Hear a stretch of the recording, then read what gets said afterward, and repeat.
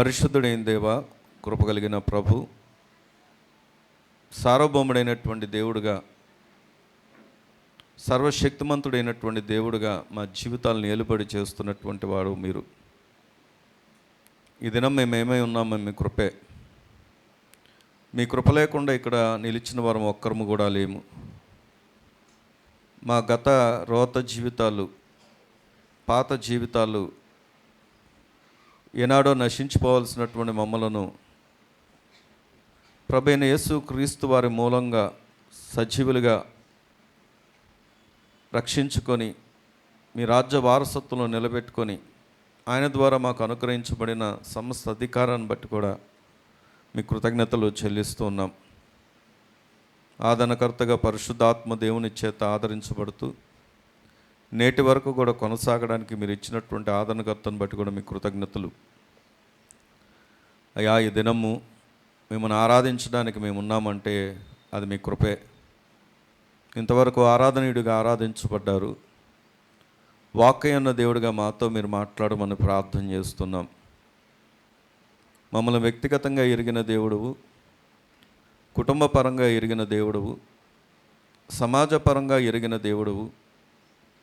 మా ప్రతి స్థితిగతులను, మా దుఃఖమును, వేదనను, సమస్యలను, మా ఇరుకులను, ఇబ్బందులను, మా యొక్క వ్యక్తిగత జీవితాలను, ఆత్మీయ జీవితాలను, మా భవిష్యత్తును కూడా ఎరిగిన దేవుడుగా మీరు ఉన్నారు. ఈ దినమునైనా నీ వాక్కు చెంత మేము ఉండగా మీ వాక్యము చేత మాతో మీరు మాట్లాడండి. మీ దాసును మీరు మరుగుపరచండి. మనుషుని యొక్క ఆలోచనలో జ్ఞానమును తప్పించి వాక్యమైన దేవుడిగా మీరు మాట్లాడి ఈ దినము వచ్చిన వారందరూ కూడా నెమ్మది పొందగలిగినట్లుగా, సమాధానం పొందగలిగినట్లుగా, సంతోషం పొందగలిగినట్లుగా, సరిచేయబడగలిగినట్లుగా, అయా నీ వాక్యము చేత ప్రక్షాళన చేయబడినట్లుగా మీ సహాయాన్ని దయచేయమని ప్రార్థన చేస్తున్నాం. మీ రాజ్యము మీరు అక్కడ బహు సమీపంగా ఉండగా సిద్ధపడిన వారి వలె, రక్షించబడి మీరు అక్కడ కొరకు ఎదురు చూసే కన్నికల వలె, ఎత్తబడేవారి వలె మేము ఉన్నట్లుగా అయ్యా మేమందరము కూడా అలాంటి సిద్ధపాటులోకి రావడానికి మీ వాక్యము చేత మమ్మల్ని బలపరచమని ప్రార్థన చేస్తూ ముందున్నటువంటి సమయమంతా ప్రభా మీ పాదాల దగ్గర పెడుతుండగా మీరే మాట్లాడి మహిమ, ఘనత, ప్రభావాలు మీ ఘననామానికి పొందుకున్నామని ప్రభువైన యేసు క్రీస్తు వారి యొక్క శ్రేష్టమైన నామంలో స్తుతించి పొంది ఉన్న మా పరమ తండ్రి, ఆమేన్.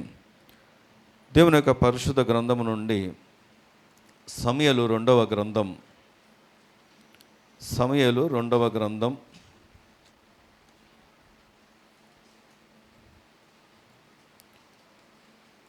23వ అధ్యాయము. సమూయేలు 2వ గ్రంథం 23వ అధ్యాయము.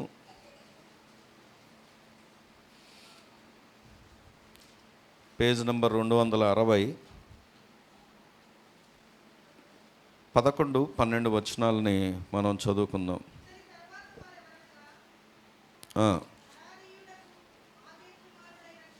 అందరు తీసారా? చదవండి. ఇతని తరువాత వారు ఎవరనగా షమ్మా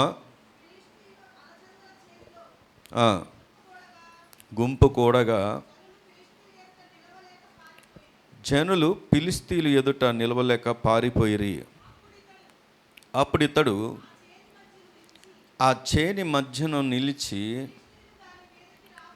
ఫిలిష్తీయులు దాని మీదకి రాకుండా వారిని వెళ్ళగొట్టి వారిని హతము చేయుట వలన యెహోవా ఇశ్రాయేలీలకు గొప్ప రక్షణ కలుగజేసెను. చాలండి. దేవుడు ఈ మాటలు మన అందరి వెనుకల్లో దీవించునుగాక. ఆమెన్. గట్టిగా చెప్దామా? ఆమెన్. ఇక్కడ చదవబడినటువంటి లేఖన భాగాన్ని మనం పరిశీలన చేసినప్పుడు మొట్టమొదటగా సందర్భం మనకు అర్థం కావాలి, వినాలి. వాక్యం చూడాలి, చెప్పినప్పుడు వినాలి. సందర్భం అనేది చాలా ప్రాముఖ్యమైనటువంటి విషయం. ఏ సందర్భంలో ఈ మాట రాయబడి ఉంది, ఎలాంటి పరిస్థితుల్లో, అక్కడ ఎలాంటి పరిస్థితుల మధ్య ఒక వ్యక్తిని దేవుడు పరిచయం చేస్తూ ఉన్నాడు. ఇక్కడ సందర్భాన్ని మనం పరిశీలన చేసినప్పుడు ఫిలిష్తీయులు దేవుని ప్రజల మీదకి అనేకసార్లు దాడులు చేస్తూ అనేకసార్లు వాళ్ళని పాడు చేయడానికి, బాధ పెట్టడానికి లేదా చంపడానికి ప్రయత్నాలు చేస్తున్నటువంటి దినాలవి. వీరి యొక్క టాక్టిక్స్ ఎలాంటిది అంటే, వీరు డైరెక్ట్గా యుద్ధం చేయడమే కాదు, కొన్ని సందర్భాల్లో దాడులు చేసే విధానంలో కూడా రకరకాల విధానాలు ఉపయోగించారు. అందులో ఒక విధానం ఏంటి అంటే, ఇక్కడ గమనించినప్పుడు వారికి ఆహారాన్ని ఇచ్చేటటువంటి ఆహార ఏదైతే పంటలు ఉన్నాయో వాటి మీద వారు దాడి చేస్తూ ఉన్నారు. అయితే ఇక్కడ గమనిస్తే అదేం చేనో కూడా రాయబడి ఉంది, అలసందల చేను అని రాయబడి ఉంది. ఈ చేనులో వీరు దాడి చేయడానికి వచ్చినప్పుడు ఒక వ్యక్తి అంట దానికి ఎదురుగుండా నిలబడ్డాడంట. అందరూ పారిపోయినట్టుగా మనకు కనబడుతుంది. అక్కడ చూస్తే చూడండి 11వ వచనం మధ్య భాగంలో, జనులు ఫిలిష్తీయుల ఎదుట నిలవలేక పారిపోయిరి. అంటే ఫిలిష్తీయులను ఎదిరించలేక, వారిని పోరాడలేక పారిపోయినటువంటి జనులు కనబడుతున్నారు. కానీ అందరూ పారిపోయినప్పటికీ కూడా నిలిచినటువంటి ఒక వ్యక్తి కూడా కనబడుతున్నాడు. ఆ వ్యక్తి పేరు ఏమిటి అంటే షమ. అందరూ చెప్పండి, ఏంటి పేరు? షమ. షమ నిలబడ్డాడు. అక్కడ మనం చూస్తే అందరూ వెళ్ళిపోయినా తను వెళ్ళకుండా 12వ వచనంలో అప్పుడు అతడు ఆ చేని మధ్యను నిలిచి ఫిలిష్తీయులు దాని మీదకు రాకుండా వారిని వెలగొట్టి వారిని హతము చేయుట వలన యెహోవా ఇశ్రాయేలుకు గొప్ప రక్షణ కలుగజేసెను. దేవుని స్తోత్రం చెప్దామా? హల్లెలూయా, హల్లెలూయా. ఇక్కడ ఈ దినము ఈ వాక్యాన్ని ఎందుకు మనం ఆలోచన చేస్తున్నామంటే, నేటి దినాల్లో చాలామంది ఇలాంటి సమస్యలు ఎదురవుతున్నప్పుడు, ఇక్కడ మనం చూసినప్పుడు అది వారికి కలిగినటువంటి సమస్య కదా, మాకెందుకండి అని అనుకుంటారేమో. ఇటువంటి సమస్యలు గుండా వెళ్తున్నటువంటి ఎన్నో పరిస్థితులు మన ముందు కనబడుతున్నాయి నేటి దినాల్లో. ఒక్కొక్కరిది ఒక్కొక్క రకమైనటువంటి సమస్య. బైబిల్ గ్రంథంలో ఎఫెసీ పత్రికలో 6వ అధ్యాయంలో ఈ మూలవాక్యాన్ని ఇలా ఉంచండి. ఎఫెసీ పత్రిక 6వ అధ్యాయము చూద్దాం. చూడండి, ఎఫెసీ పత్రిక అపోస్తలుడైనటువంటి పౌలు ఎఫెసీ సంఘానికి రాసినటువంటి పత్రికలో 6వ అధ్యాయంలో 10వ వచనాన్ని మనం చూసినప్పుడు, తుదకు ప్రభు యొక్క మహాశక్తిని బట్టి ఆయన యందు బలవంతులై ఉండుడి, మీరు అపవాది తంత్రములను ఎదిరించుటకు శక్తిమంతులగునట్లు దేవుడిచ్చు సర్వాంగ కవచమును. ఆగండి. అపవాది ఏం చేస్తాడంట? వాడు తంత్రాలు కలిగి ఉంటాడంట. తంత్రం అంటే ఏంటో తెలుసా? ఇప్పుడు యుద్ధము వినండి, మన భారతదేశానికి పాకిస్తాన్కి ఎప్పుడు కూడా వైరం ఉంటుంది, ఎప్పుడు కూడా దాడులు జరుగుతూ ఉంటాయి. అయితే అతి ప్రమాదకరమైన విషయం ఏంటో చెప్తాను నేను.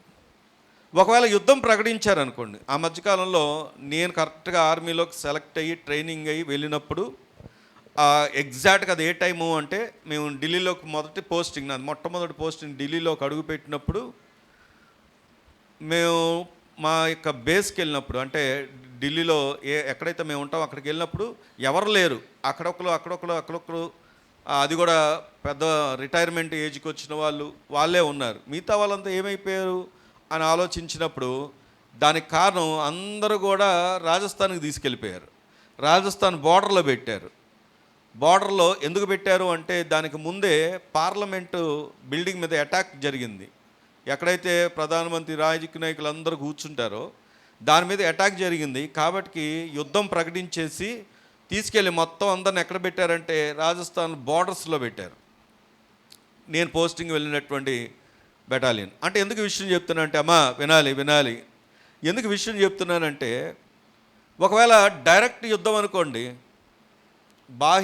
ఏదో నీ బలం గొప్పదా నా బలం గొప్పదా, నీ ఆయుధాలు గొప్పవా నా ఆయుధాలు గొప్పవా, నీ సైన్యం గొప్పదా నా సైన్యం గొప్పదా అని యుద్ధం చేయవచ్చు. దానివల్ల అయితే పెద్ద నష్టం ఒకేసారి జరుగుద్ది, లేకపోతే ఏదో ఒక దేశం గెలుస్తుంది. కానీ దానికంటే ప్రమాదకరమైనది ఏంటో తెలుసా? చాలామంది బోర్డర్ క్రాస్ అయ్యి వస్తూ ఉంటారు, టెర్రరిస్టులు అంటారు వాళ్ళని. బోర్డర్ క్రాస్ అయ్యి వచ్చి మనలోనే కలిసి మనతోనే ఉంటూ ఎప్పుడు ఎలాంటి ప్రమాదాన్ని జరిగిస్తారో తెలీదు. హైదరాబాద్లో బాంబు పేలుళ్ళు, ముంబైలో బాంబు పేలుళ్ళు, ఇలాంటి ఎన్నో జరిగాయి కదా. ఇవన్నీ ఎప్పుడు ఎలాగ జరుగుతుందో తెలీదు, ఎప్పుడు ఏది సంభవిస్తుందో తెలీదు. కారణం ఏంటంటే సాధారణంగా మామూలు మనుషుల్లాగా తిరుగుతూ ఉంటారు, కానీ ఒకేసారి జరగకూడనటువంటివి చేస్తారు. ఇప్పుడు తంత్రము అనే మాట దగ్గరకు వచ్చినప్పుడు ఈ మాట మనకు అర్థం కావాలి. అదేమిటి అంటే, ఒకేసారి దాడి అనుకోండి, నీవైనా ఎదుర్కోవడానికి సిద్ధంగా ఉంటావేమో, కానీ వాడు ఎప్పుడు ఎలాంటి తంత్రాలతో వస్తాడో, ఎప్పుడు నిన్ను ఎక్కడ పడేస్తాడో, ఎక్కడ బలహీనపరుస్తాడో, ఏ విధంగా నిన్ను కృంగదీస్తాడో, ఏ విధంగా నిన్ను లేవలేక చేస్తాడో, ఏ విధంగా నీ మీదకి హాని తీసుకొస్తాడో చెప్పలేము. అది ఒక అనారోగ్య పరిస్థితి కావచ్చు, ఆర్థిక పరిస్థితి కావచ్చు, లేకపోతే ఇంకా ఇతర ఎటువంటి సమస్య చేత నువ్వు పీడింపబడుతున్నావో అది కావచ్చు. కానీ నువ్వు గుర్తించాల్సింది ఏంటి అంటే, అది అపవాది యొక్క తంత్రం. అపవాది యొక్క తంత్రం అది. కాబట్టి అపోస్తలుడైనటువంటి పౌలు మొట్టమొదటగా అపవాదిని పరిచయం చేయడానికంటే ముందు కూడా ఎవరిని పరిచయం చేస్తున్నాడో తెలుసా? తుదకు ప్రభు యొక్క మహాశక్తిని బట్టి ఆయన యందు బలవంతులై ఉండుడి అంటున్నాడు. దేవుని స్తోత్రం కలుగురుగాక. ముందు ప్రభువుని బట్టి ధైర్యం తెచ్చుకో. ఉన్నారా ఇక్కడే?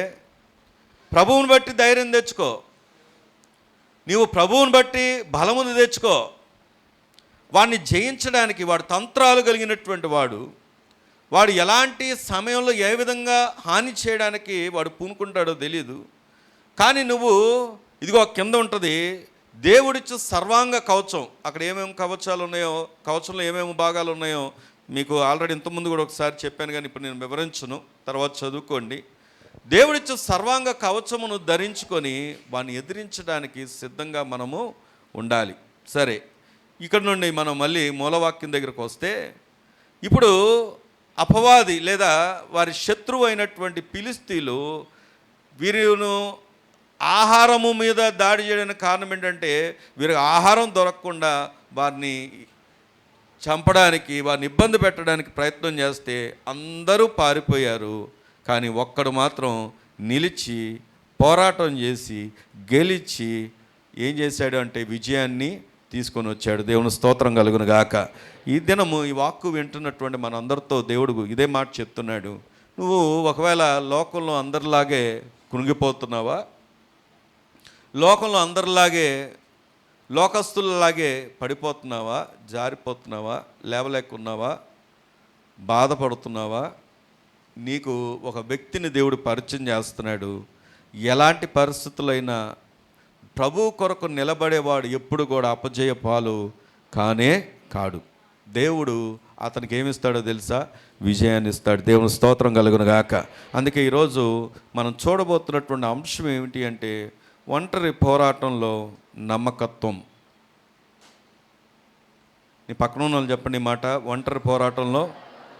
ఎందుకు ఆ వచనం, ఎందుకు ఆ టైటిల్ అంటే, ఒకవేళ ఈ లోకంలో సమాజంలో చాలాసార్లు మనవారు నానుకునేవారు లేరని చాలాసార్లు బాధపడుతూ ఉంటాం. నా పక్షంగా నిలబడేవారు లేరని చాలాసార్లు బాధపడుతూ ఉంటాం. నాకే ఎందుకు ఈ కష్టాలు శ్రమలని బాధపడేవారు కూడా ఉంటారు. అలాంటి వారితో దేవుడు మాట్లాడుతున్న మాట ఏంటంటే, అది భౌతికంగా కావచ్చు, ఆత్మీయంగా కావచ్చు, నువ్వు ఒంటరివాడివి ఎంత మాత్రం కానే కాదు. నీ పక్షంగా దేవుడు ఉన్నాడు. కానీ నువ్వు చేయాల్సింది ఏంటో తెలుసా?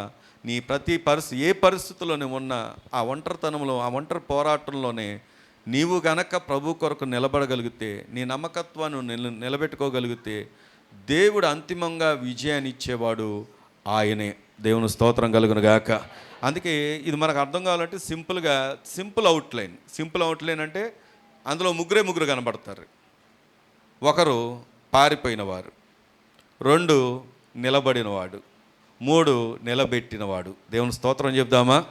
చాలా సింపుల్ ఇది. అక్కడ మనం గమనిస్తే అక్కడ మనకు ఎవరు కనబడుతున్నారో తెలుసా? పారిపోయిన వాళ్ళు కనబడుతున్నారు. ఏ కోవలో ఉంటావో నువ్వు ఒకసారి ఆలోచన చేసుకో. పరిస్థితులు బట్టి పారిపోతే నువ్వు నిలవలేవు. కానీ అది ఎటువంటి పరిస్థితులైనా నువ్వు ప్రభు కొరకు నిలబడితే నిలబెట్టేవాడు నీకున్నాడు. నిలబడినవాడు షమ్మా అయితే, మీరు ఆ వచనం చదవండి, అక్కడ గమనిస్తే 12వ వచనంలో, అప్పుడు అతడు ఆ చేని మధ్యలో నిలిచి, పైన వచనంలోనేమో జనులు ఫిలిష్తీయుల ఎదుట నిలవలేక పారిపోయిరి, అప్పుడు అతడు ఆ చేని మధ్యలో నిలిచి ఫిలిష్తీయులు దాని మీదకి రాకుండా వారిని వెళ్ళగొట్టి వారిని హతము చేయుట వలన యెహోవా ఇశ్రాయేలుకు గొప్ప రక్షణ కలుగజేసి. అదేంటి, నిలబడింది ఈయనైతే దేవుడు రక్షణ కలుగజేయడం ఏంటంటే దేవుడు తన పక్షం వహించి వారికి రక్షణ కలుగజేశాడు. దేవుని స్తోత్రం కలుగునుగాక. ఈరోజు నువ్వు నిలబడే వ్యక్తిగా ఉంటే దేవుడు నిన్ను నిలబెట్టే వ్యక్తిగా ఉన్నాడు. ఆమెన్. చెప్పండి, పక్కన చెప్పండి, నువ్వు ఎలా ఉండాలి? నువ్వు నిలబడే వ్యక్తిగా ఉంటే దేవుడు ఏం చేస్తాడు? నిన్ను నిలబెట్టే వ్యక్తిగా చేస్తాడు. దేవుని స్తోత్రం కలుగును గాక. కాబట్టి ఇక్కడ గమనిస్తే వీరు పారిపోవడానికి గల కారణం ఏమై ఉంటుంది? ఒకసారి ఆలోచన చేద్దాం. నేను ముందే చెప్పాను కదా, సింపుల్ అవుట్లైన్. పారిపోయిన వారు. వీరు పారిపోవడానికి కారణం ఏమై ఉంటుంది అని ఆలోచన చేస్తే వాక్యం దగ్గరకు వచ్చి చూసినప్పుడు శత్రువు. ఎందుకు పారిపోయారు చెప్పండి? ఎవరిని బట్టి పారిపోయారు? శత్రువుని బట్టి పారిపోయారు. అంటే వీరు ఎవరిని చూస్తున్నారు? వేగు చూడడానికి 12 మంది వెళ్ళారు. మనందరికీ తెలుసు, నేను వచనాలు చూపించి చెప్పనక్కర్లేదు, ఉదాహరణ చెప్తే వేగు చూడడానికి 12 మంది వెళ్తే ఎంతమంది క్షేమ సమాచారం తీసుకొచ్చారు? ఎంతమంది వ్యతిరేకమైన సమాచారం తీసుకొచ్చారు? 10 మంది ఏమో ఏమంటున్నారంటే వారి ముందు మనం నిలవలేము, వారి ముందు మనం ఎలా ఉన్నామంటే మిడతల్లాగా ఉన్నాం, వారితో మనం పోరాడలేం అని చెప్పి 10 మంది చెప్తే 2 మాత్రం ఏం చెప్పారో తెలుసా? దేవుడు యుద్ధం ఎవరిదంటే యెహోవాదే, దేవుడు మన పక్షంగా ఉన్నాడు, దేవుడు ఖచ్చితంగా వారిని మనకు అప్పగిస్తాడు.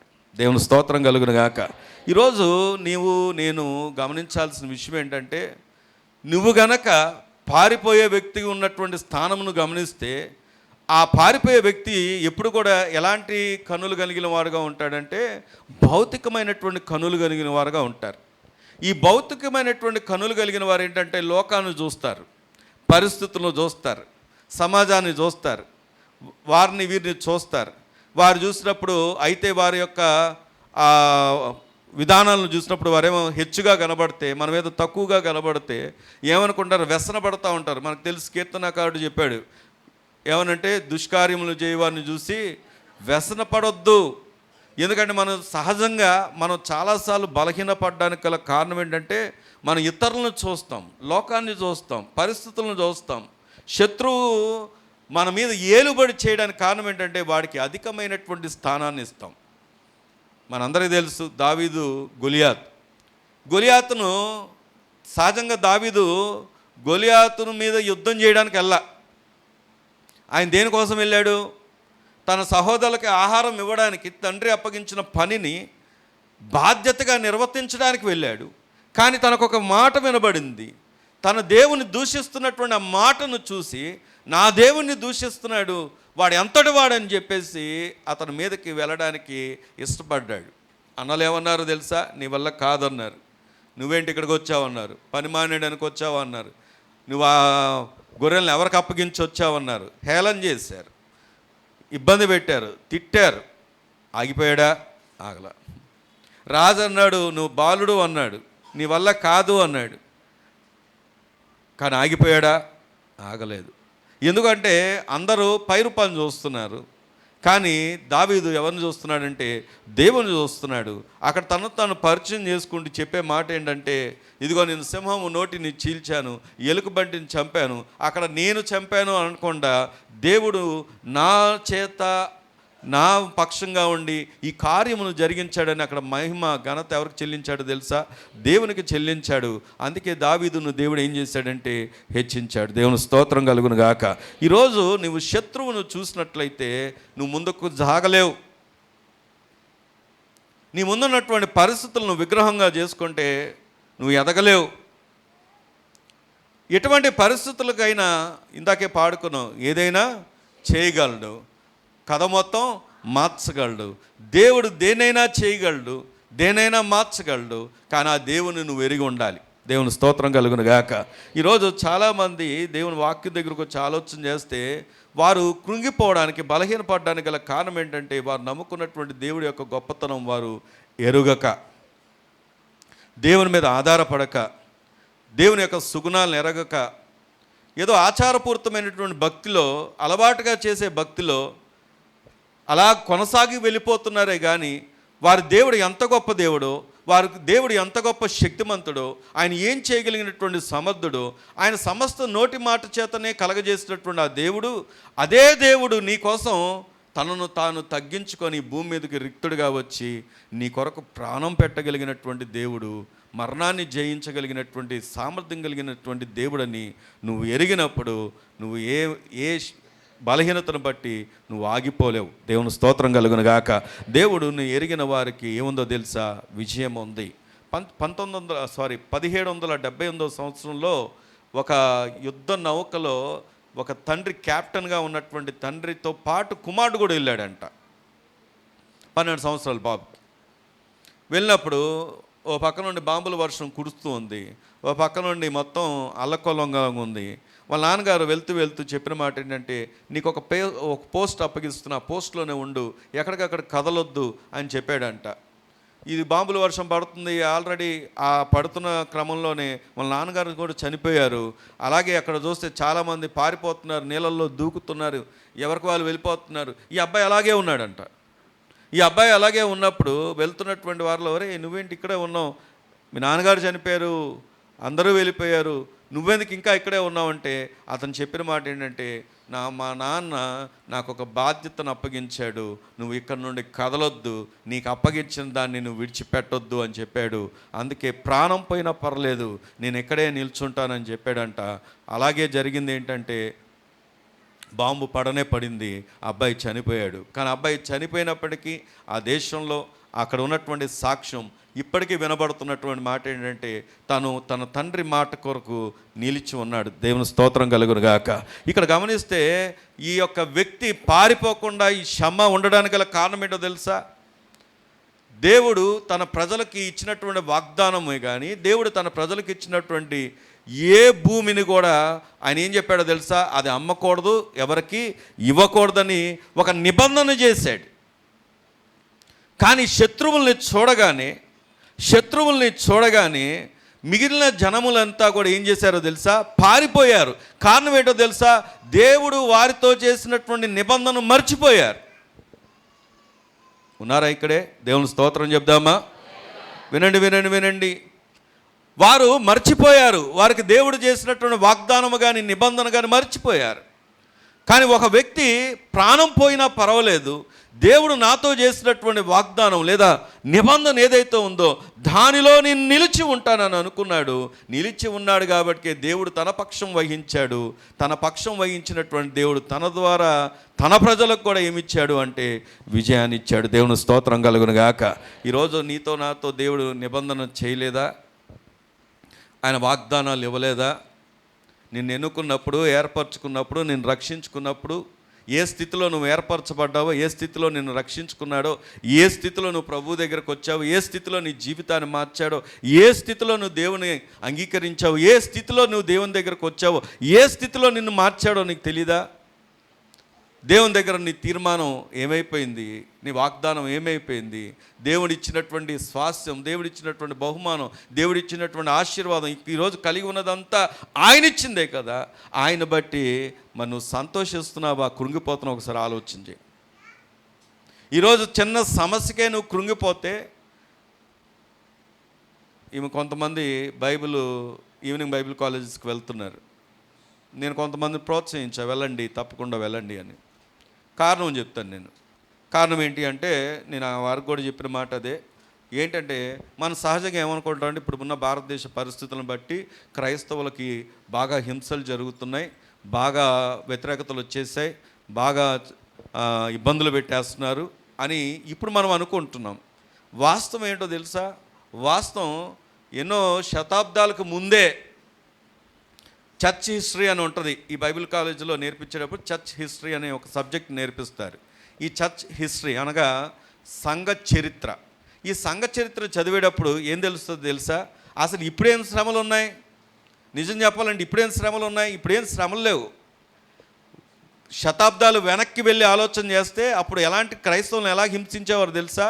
వాళ్ళని ఒక కొవ్వొత్తుల్లాగా వాడుకునేవారు, కాగడాల్లాగా వాడుకునేవారు.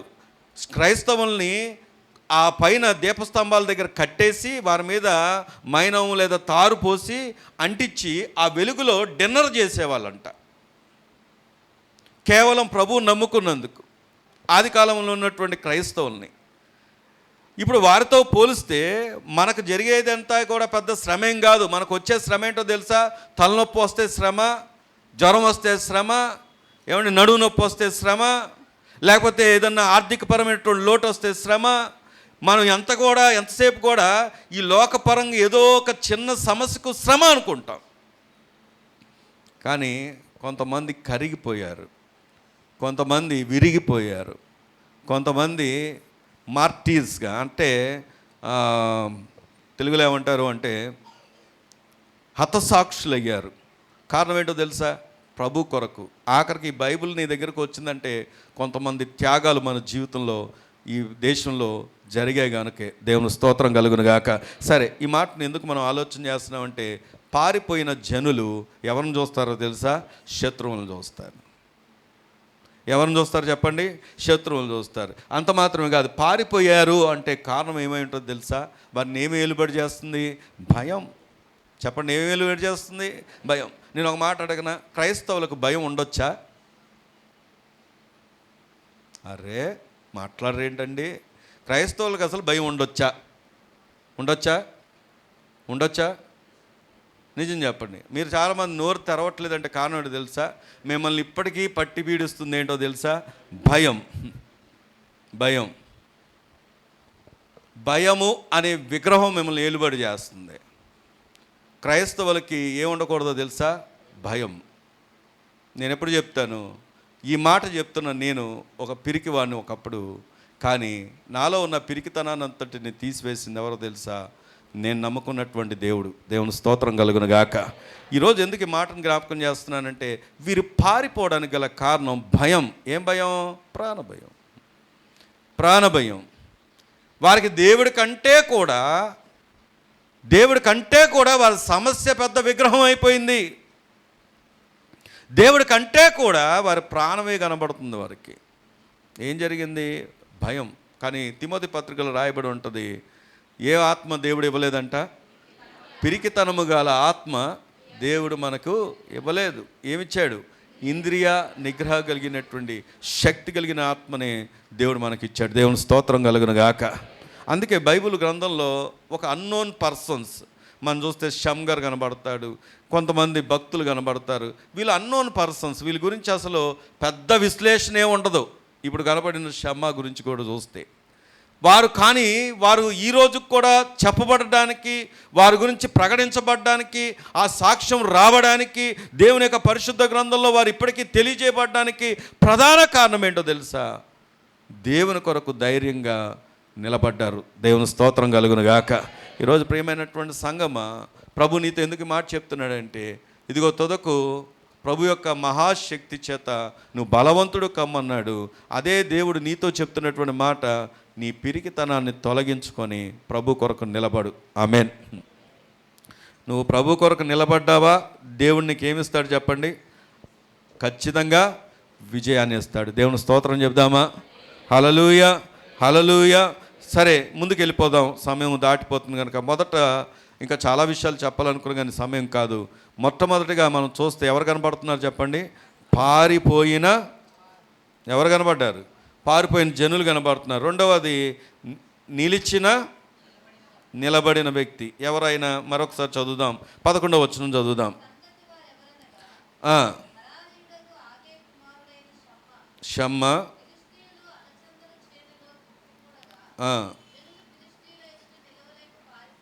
పారిపోయిరి.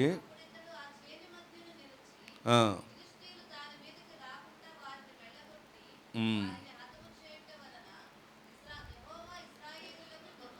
యెహోవా ఇశ్రాయేలుకు గొప్ప రక్షణ కలుగజేసింది.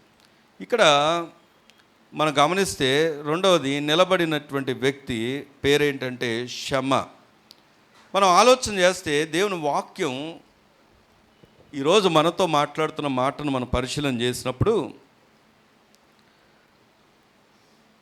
నిలబడ్డాడు అన్న మాటను చూసినప్పుడు అక్కడ హీబ్రూ భాషలో ఎలా రాయబడి ఉందంటే గోడలాగా పునాదిగా కట్టబడ్డాడు అని అర్థం. సరే, నేను ఎంత అంటే లోతుగా నేను చెప్పను, కానీ ఒక మాటలో సింప్లిఫైగా చెప్పాలి అంటే ఆయనంట స్థిరంగా ఉన్నాడంట. దేవుని స్తోత్రం కలుగును గాక. అంటే ఒక గోడలాగా నిలబడ్డాడంట, ఒక గోడలాగా అడ్డుగట్టలాగా ఉన్నాడంట. ఏ సమయంలో చెప్పండి, ఏ సమయంలో? అందరూ చెప్పాలి. ఏ సమయంలో?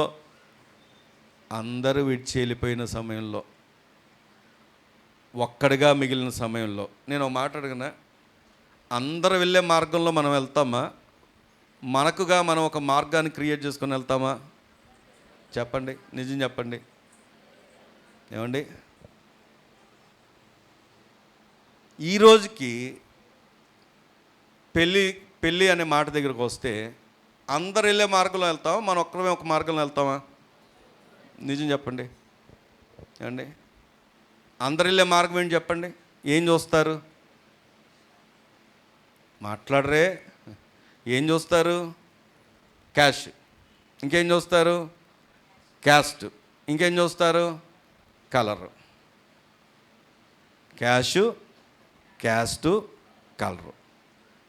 విశ్వాసులే, సేవకులే. కానీ ఈ విషయాన్ని దగ్గరకు వచ్చేసరికి ఏంటో చెప్పనా, అందరు వెళ్ళే మార్గంలోనే వెళ్తారు. సమాజం ఎలా వెళ్తుందో అలాగే వెళ్తారు, లోకం ఎలాగ వెళ్తుందో అలాగే వెళ్తారు. ఎప్పుడైనా నువ్వు ఒంటరిగా నిలబడి పోరాడే వ్యక్తిగా ఉండి నిలబడ్డావా? ప్రాక్టికల్గా ఆలోచన చేద్దామా? నిలబడ్డానికి ఇష్టపడతావా? ఈ విచిత్రం ఏంటంటే, అమ్మో ఇప్పుడు ఎవరైనా పెళ్ళిళ్ళు చేసుకుంటా ఉంటే నన్ను అనుకుంటారేమో, తాళి కట్టించడానికి కూడా వాక్యాలు చెప్తారు. నాకు సందర్భం రావట్లేదు, కానీ అంటే నేనే తమాయించుకొని ఆగిపోతున్నాను. కానీ వాస్తవానికి మీరు మీ వస్త్రధారణలో కూడా కొన్ని మీరు వాడుతున్న దాని గురించి కూడా ఎప్పుడైనా దేవుని చిత్తమైతే చెప్తాను. నేను ఎందుకు ఈ విషయాన్ని జ్ఞాపకం చేస్తున్నానంటే, ఈ దినం దేవుడు మనతో మాట్లాడుతున్న మాట ఇక్కడ, షమ అందరూ విడిచి వెళ్ళిపోయారు, కానీ తాను ఒక్కడు నిలిచి ఉన్నాడు. ఇది మన యొక్క వ్యక్తిగత జీవితంలో కూడా, ఆత్మీయ జీవితంలో కూడా, నీ ప్రతి పరిస్థితుల్లో కూడా నువ్వు ఒంటరిగా ఉన్న దేవుడు నీ పక్షంగా ఉన్నాడన్న సంగతి నీకు అర్థం కావాలి. అందుకే రోమీలు రాసినటువంటి ఒక పత్రిక 12వ అధ్యాయము కనుక చూస్తే, రోమీలకు రాసినటువంటి పత్రిక 12వ అధ్యాయం 2వ వచనాన్ని కనుక మనం చదువుకుంటాం. మీరు ఈ లోక మర్యాదను అనుసరింపక ఉత్తమమును అనుకూలమును సంపూర్ణమునై ఉన్న దేవుని చిత్తమేదో పరీక్షించి తెలుసుకొనున్నట్లు మీ మనస్సు మారి నూతన మగుట వలన రూపాంతరము పొందుడి. గట్టిగా దేవుని స్తోత్రం చెప్దామా? హల్లెలూయా, హల్లెలూయా. ఇక దేవుని వాక్యం చాలా స్పష్టంగా చెప్తున్న మాట, ఏమనుసరించొద్దు? ఈ లోక మర్యాదను అనుసరించక. ఇప్పుడు షమ్మా దగ్గరకు వచ్చి ఆలోచన చేద్దాం. అక్కడ నుండి ఇక్కడికి మనం బేరీజ్ వేసుకుందాం, కంపేర్ చేసుకుందాం. షమ్మా ఒకవేళ నాకెందుకులే, అందరితో పాటు నేను అందరిలో ఒకరిని, వాళ్ళు ఏ ఆచారం చేస్తే ఆచారం చేస్తా, వారు ఏ పద్ధతిలో ఉంటే ఆ పద్ధతిలో ఉంటా, వారు ఎలాంటివి మొక్కుతే నేను అలాగే మొక్కుతా, వారు ఎలాగ ఉండమంటే నేను అలాగే ఉంటా అనుకొని ఉంటే ఈరోజు షమ్మా గురించి తెలుసుకునే వాళ్ళం కాదు. అందరిలో ఒకటిగా లేడు, ఈ లోక మర్యాదను అనుసరించలేదు, ప్రత్యేకించబడిన వాడిగా ఉన్నాడు. ఈ పారిపోయిన జనులకి దేవుడిచ్చిన స్వాస్థ్యం యొక్క విలువ తెలియదు, దేవుడు ఇచ్చినటువంటి వాగ్దానం యొక్క విలువ తెలియదు, దేవుడు చేసినటువంటి నిబంధన యొక్క విలువ తెలియదు, దేవుని కోసం ప్రాణం పెట్టే ధైర్యము లేదు. కాబట్టి వారు పారిపోయారు. కానీ నిలబడిన వ్యక్తి, వారు వెళ్తే వెళ్ళారు, నా ప్రాణం పోతే పోయింది, కానీ నేను ఈ లోక మర్యాదను అనుసరించను అని అనుకున్నాడు. కాబట్టి ఈరోజు షమ్మా గురించి మనం వింటున్నాం. దేవుని స్తోత్రం కలుగును గాక. ఈరోజు ఈ వాక్యం వింటున్నటువంటి ప్రియ సహోదరి సహోదరుడా, నీ దాకా ఈ మాట తీసుకొని వస్తే నువ్వు అందరిలో ఒకళ్ళలాగా ఉన్నావా, లేకపోతే షమ్మాలాగా ఉండడానికి ఇష్టపడుతున్నావా? అందరిలో ఒకళ్ళలా ఉంటే అందులో జనులు అని ఉంది కానీ పేరు లేదు. కానీ అదే జనుల్లో ఒకడు వేరుపరచబడ్డాడు, కానీ అతని పేరు ప్రకటించబడుతుంది. దేవుడు రికార్డు చేశాడు. ఈరోజు వరకు కూడా ఆ వ్యక్తి మనకు తెలియజేయబడుతున్నాడు. దేవుని స్తోత్రం కలుగును గాక. విచిత్రం ఏంటో తెలుసా? ఒక్కడు నిలిచాడు, ఒక్కడి ద్వారా ఏమిచ్చాడో తెలుసా? దేవుడు జయాన్ని అనుగ్రహించాడు. ఆమేన్. నువ్వు ఒక్కడు నిలిస్తే నీ ఇంట్లో నిజంగానే ఇక్కడ ఉన్నటువంటి స్త్రీలలో కొంతమంది భర్తను మారలేదు, కుటుంబం మారలేదు. కానీ నువ్వు కూడా నిలబడకపోతే నీ కుటుంబం ఎట్లా రక్షించబడుతుంది? నువ్వు కూడా ప్రభు కొరకు నిలబడకపోతే, నువ్వు కూడా లొంగిపోతే, నువ్వు కూడా విసిగిపోతే, నువ్వు కూడా ఆగిపోతే నీ కుటుంబం ఎలా రక్షించబడుతుంది? నువ్వు ఒక్కదాను నిలబడు, నిన్ను బట్టి నీ కుటుంబాన్ని మారుస్తాడు. ఆమేన్. నువ్వు ఒక్కడ నిలబడు. నీ ఉద్యోగంలో, నీ కాలేజీలో నేను చదువుకున్న దినాల్లో రాజారత్నం గారికి కూడా తెలుసు, అంటే ఆయన తెలియడం అంటే నాతో ప్రాక్టికల్ తిరగలేదు, కానీ నేను వాక్యాలు విన్నప్పుడు మనసులో ఇలాగ అనుకున్నాను, ఇప్పటి నుండి అసలు తల పైకెత్తకూడదు, ఇలాంటి బూతు మాటలు వినకూడదు, ఎలాంటి వాటిలో పాలు పొందులు పొందకూడదు. ఎందుకంటే కాలేజ్ చదువుతున్నాను, డిగ్రీ చదువుతున్నాను. స్నేహితులు ఏమో నన్ను ఎంత టార్చర్ చేసేవారో తెలుసా? స్నేహితులే ప్రేమగానే ఉంటారు, ఇప్పటికే ఆ బంధాలు ఉన్నాయి. కానీ ఈ ఒక్క విషయానికి వచ్చేసరికి వచ్చాడురా నీతిమంతుడు, వచ్చాడురా ఈడు పరలోకం నుండి అని చెప్పి ఆ మాటలు అంటున్నప్పుడు కొంతకాలం బెగబట్టి మళ్ళీ కలిసిపోయేవాడిని వాళ్ళతో కొంతకాలం. కానీ క్రమక్రమేణా దేవుడు నాతో మాట్లాడుతూ, దేవుడు నన్ను సరి చేస్తూ, దేవుడు నాతో మాట్లాడుతూ, దేవుడు నన్ను హెచ్చరిస్తూ ఉన్నప్పుడు నేను వారిలోంచి వేరుపరచబడి ఈరోజు దేవుని సేవ కొరకు ఏర్పరచబడ్డాను. దేవుని స్తోత్రం కలుగును గాక. ఈరోజు ఎందుకు ఈ మాట జ్ఞాపకం చేస్తున్నంటే, యవనస్తులకు కష్టమే. కాలేజీకి వెళ్ళినప్పుడు, లేకపోతే ఉద్యోగాలకు వెళ్ళినప్పుడు, అక్కడున్న పరిస్థితులు చూసినప్పుడు అందరిలాగా వెళ్ళిపోదాం, అందరిలో ఒకరిని. ఇంకో విచిత్రం చెప్పమంటారా?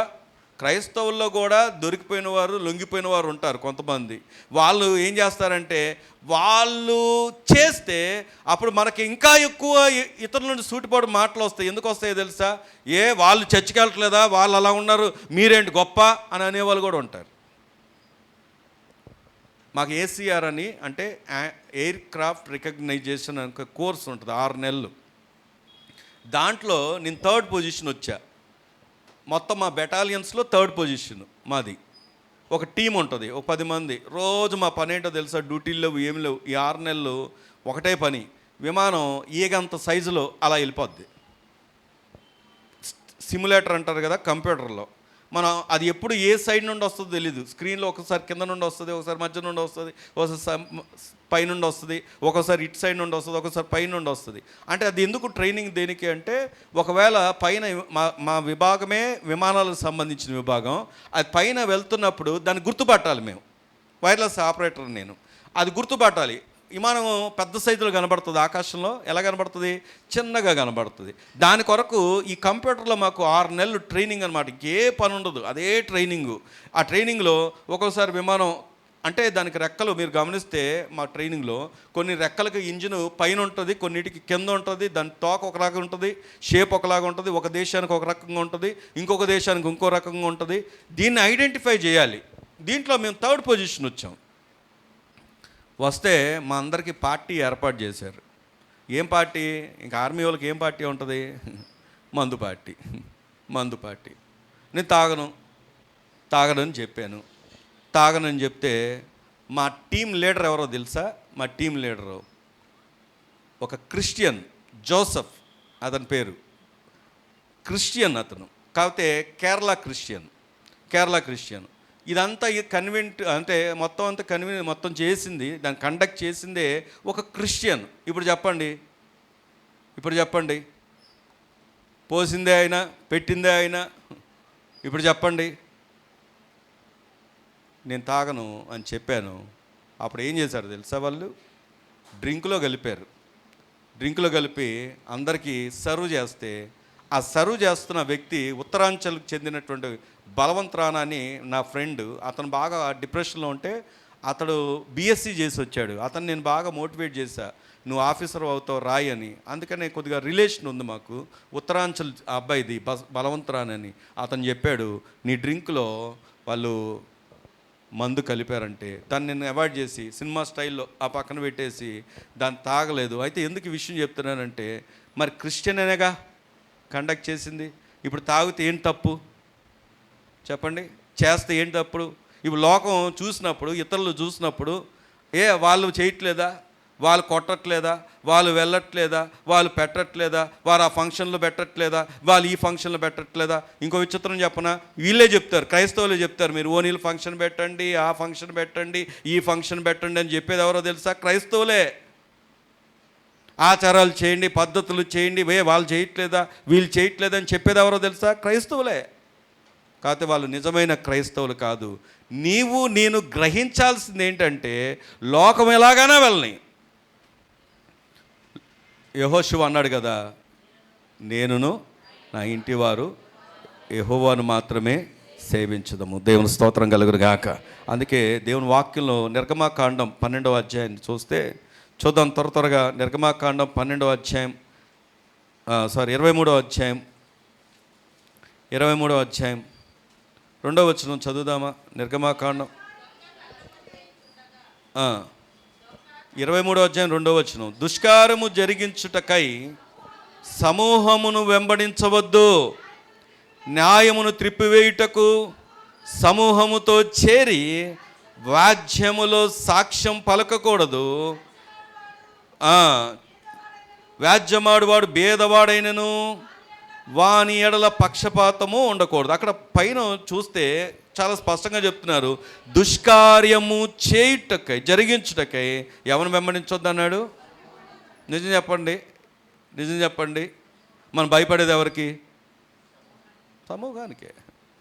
మా అక్క ఏమనుకుంటుందో, మా అమ్మ ఏమనుకుంటుందో, మా పెద్దనాన్న ఏమనుకుంటాడో, మా తాత ఏమనుకుంటాడో, లేకపోతే ఆమె ఏమనుకుంటుందో, ఆంటీ ఏమనుకుంటుందో, ఈమె ఏమనుకుంటుందో. ఆఖరికి సేవకులకు కూడా ఎంత భయం అంటే, వాళ్ళ దాంట్లో పాలు పొందులు పొందుతూ ఉంటాయి. ఎందుకంటే నీవు ఎక్కడ చర్చి మానిపోతారు అని. వాళ్ళు చెప్పింది మనం చేయకపోతే ఎక్కడ చర్చి మానేస్తారోనని.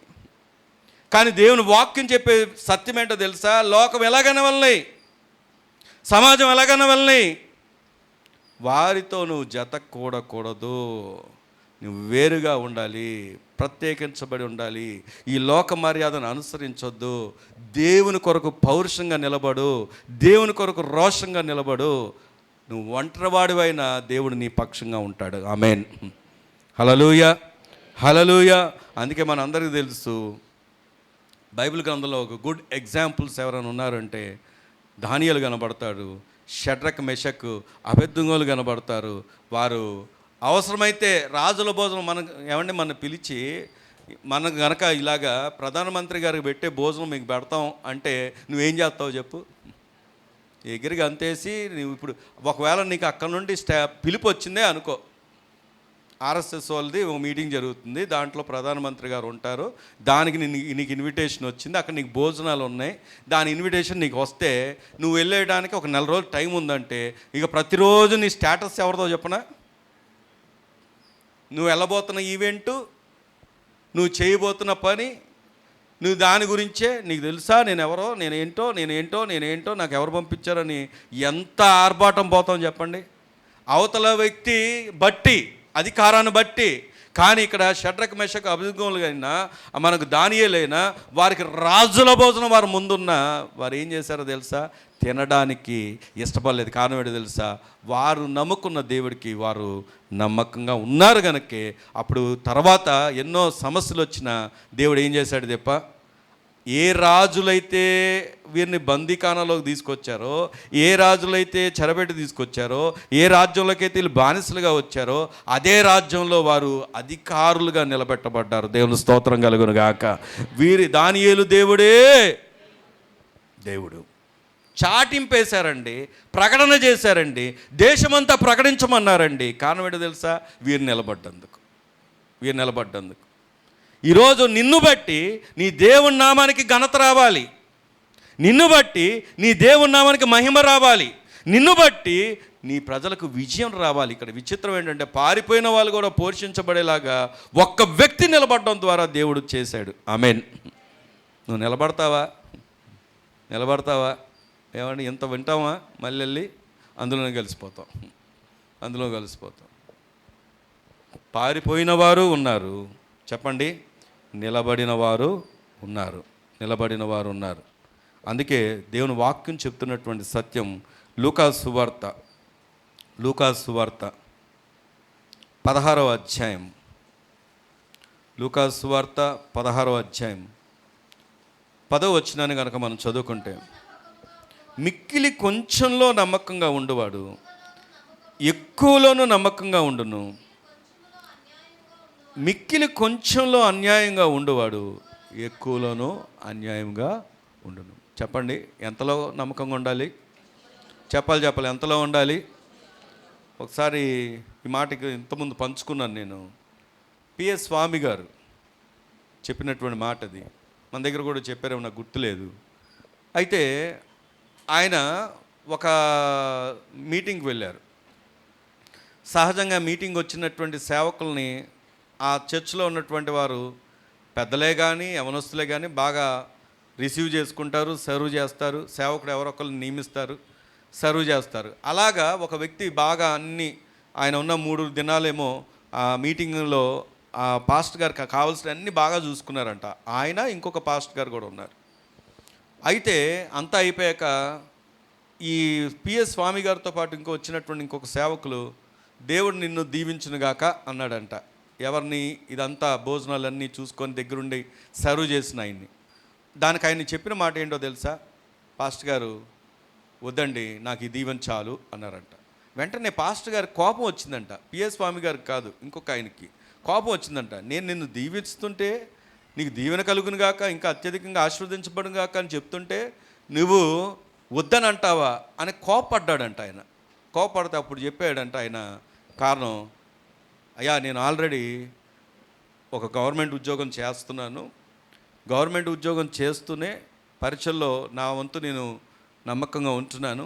దేవుడు దీనికన్నా అత్యధికంగా నన్ను దీవించాడు అనుకోండి, నేను నా నమ్మకత్వాన్ని కోల్పోతానేమో, నేను ఇంకా ఆ లోక సంబంధమైనటువంటి ఆశీర్వాదాల వైపు తిరిగిపోతానేమో.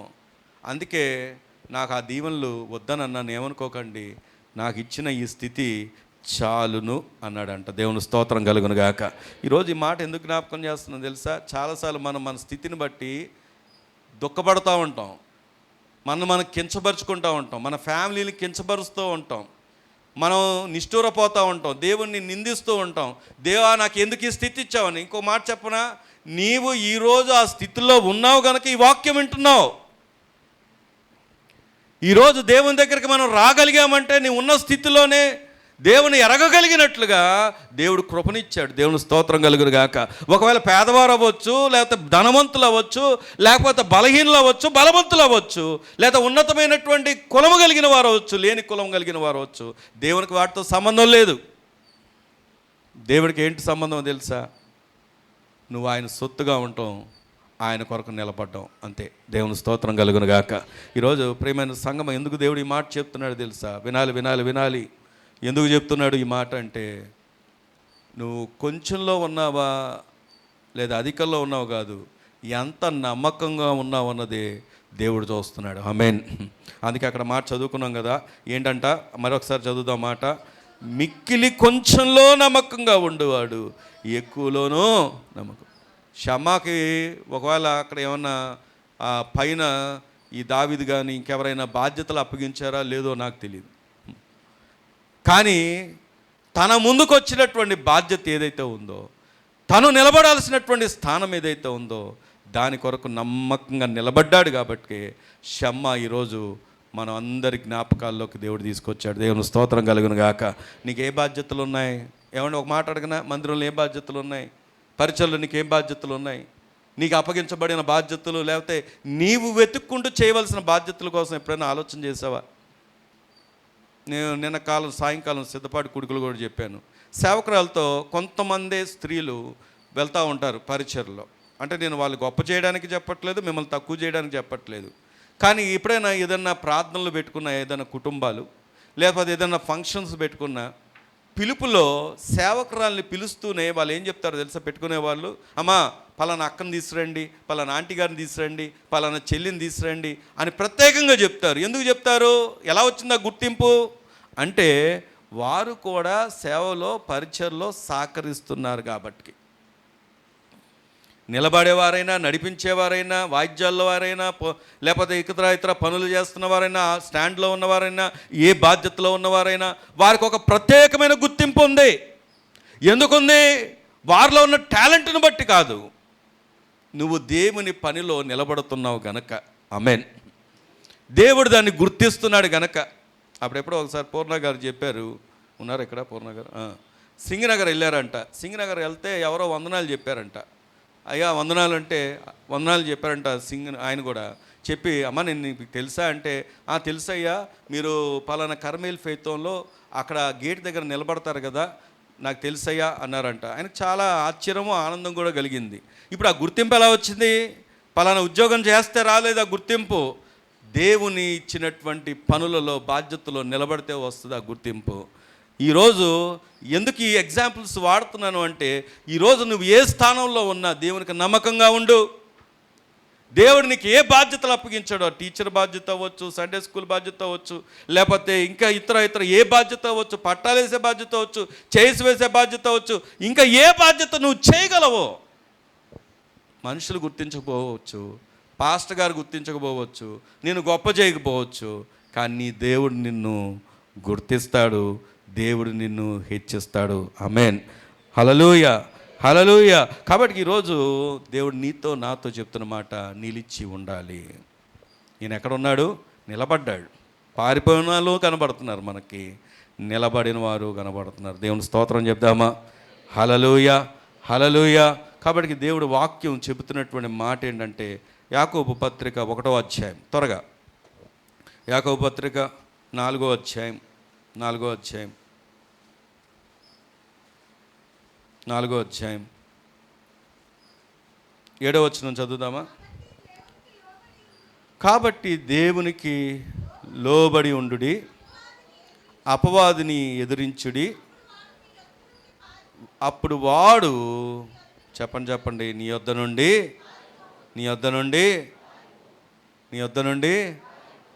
అక్కడ ఆయన చెప్పింది ఒకటే, దేవునికి లోబడు, అపవాదిని ఎదిరించు.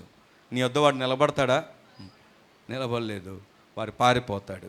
దేవుడు నీ మీద ఏలుబడి చేస్తున్న ప్రతి శత్రువులను పారిపోయేలాగా చేయడానికి నిన్ను వాడుకొనుగాక. ఆమేన్. ఎందుకో తెలుసా? నువ్వు నిలబడు, దేవునికి లోబడు, దేవుడు చెప్పినట్టు విను, దేవుని కోరుకున్నట్టుగా బ్రతుకు, నమ్మకంగా ఉండు. నీ ద్వారా దేవుడు అత్యధికమైనటువంటి కార్యాలు చేస్తాడు. 3వ మాట చెప్పి ముగిస్తాను, సమయం లేదు కనుక ముందుకు వెళ్ళిపోతున్నాం. 3వ మాట ఏం చెప్పండి? మొదటి పారిపోయిన వారు, నిలబడినవాడు, నిలబెట్టినవాడు. మనను నిలబెట్టింది ఎవరో తెలుసా? దేవాతి దేవుడు. దేవుని స్తోత్రం కలుగునుగాక. అందుకే దేవుని వాక్యం చెప్పే మాట సమూయేలు మొదటి గ్రంథం 17వ అధ్యాయము చూడండి. సమూయేలు మొదటి గ్రంథం 17వ అధ్యాయము 47వ వచనం చదువుదామా? అప్పుడు యెహోవా కత్తి చేతను ఈట చేతను రక్షించువాడు కాడని ఈ దండు వారందరూ తెలుసుకుందురు. యుద్ధము ఎవరు చెప్పండి? యెహోవాదే. చాలండి. దేవుని స్తోత్రం కలుగునుగాక. దేవుడు కత్తి చేత ఈట చేత, ఇప్పుడు షమ్మా నిలబడ్డాడు కాబట్టి షమ్మాకి ఉన్న బలాన్ని బట్టి విజయం రాలా.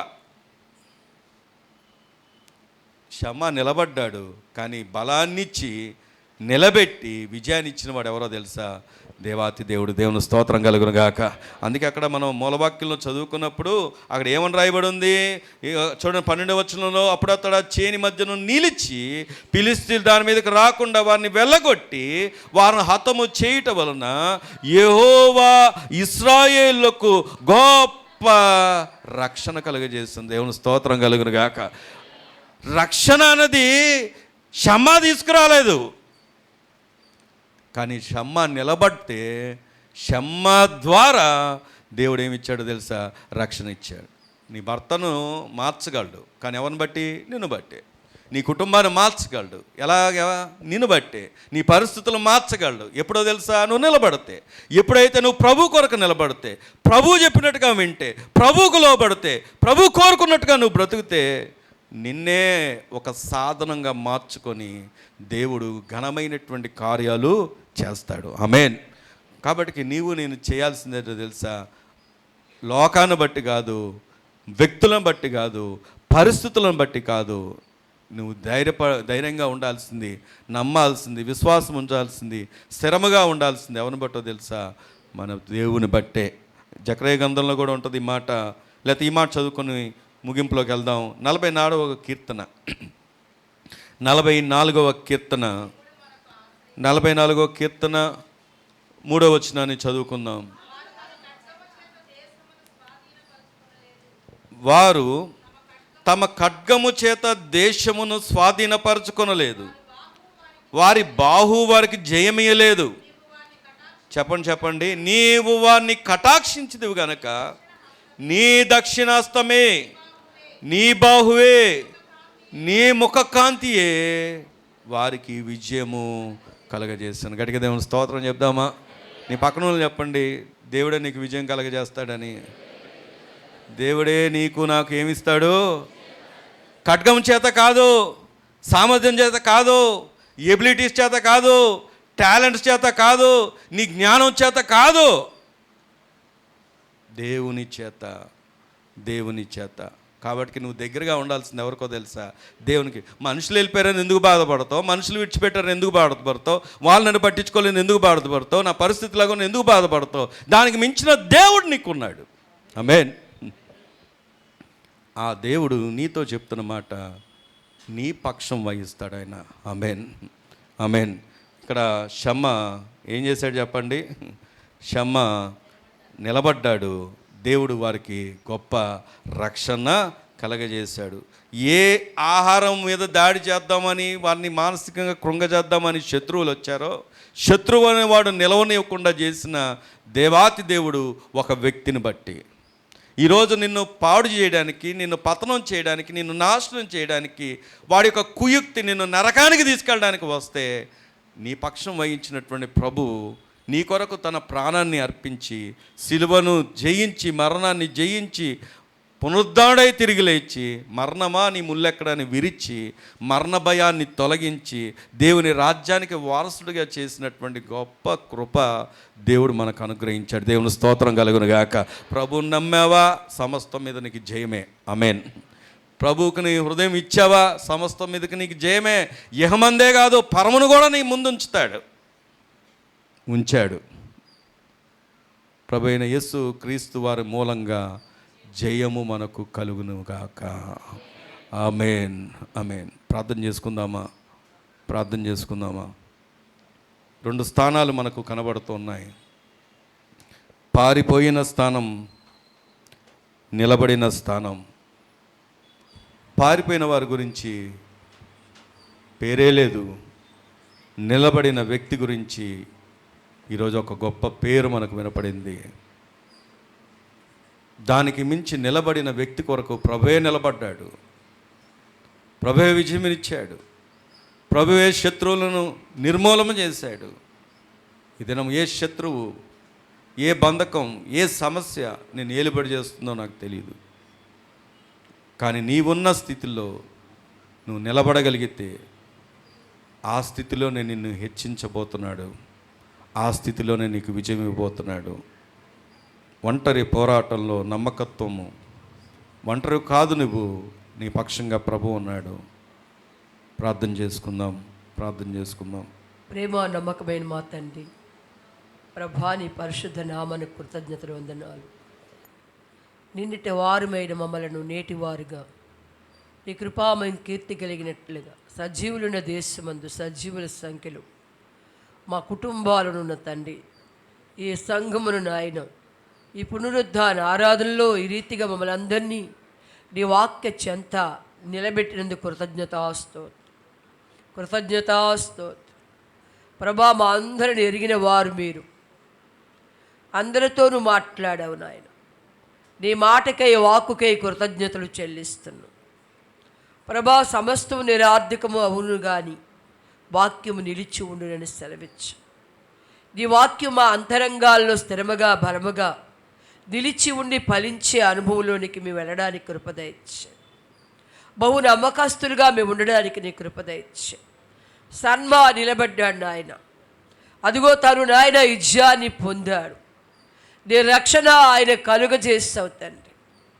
అద్భుతమైన నాయన కార్యమును నేటికి సాక్షాత్తంగా జీవగ్రంథములు లెక్కించబడి పారిపోయిన వారిలో జనులు ఎందరో ఉన్నారు.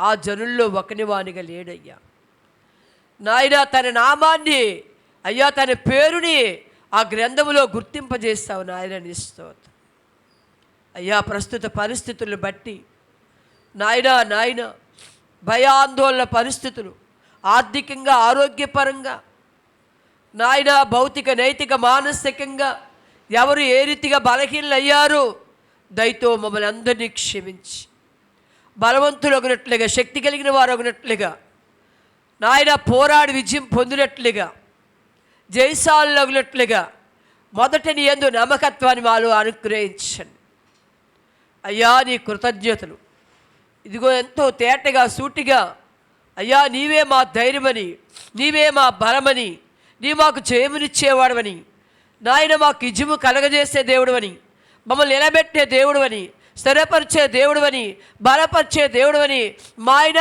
నీ మూలంగానే సమస్తం జరిగించే దేవుడవని ఈ ఉదయకాలం మీరు మాతో మాట్లాడు.